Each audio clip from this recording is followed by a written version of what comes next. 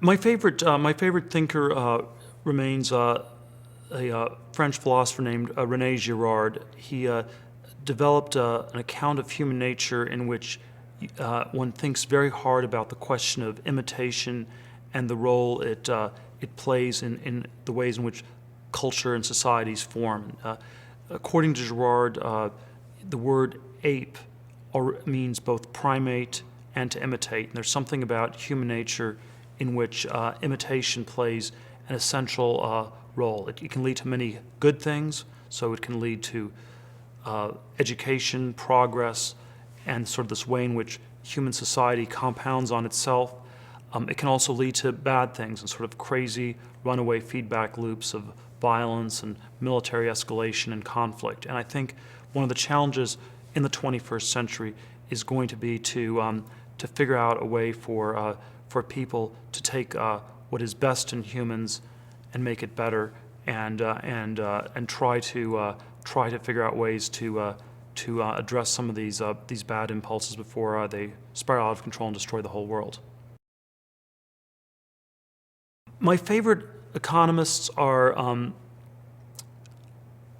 probably the classic, the classical economists still.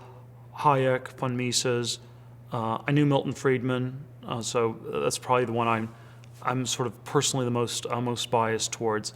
But I think we are going to see some sort of a return to the classic economic thinking of the 19th and 20th centuries.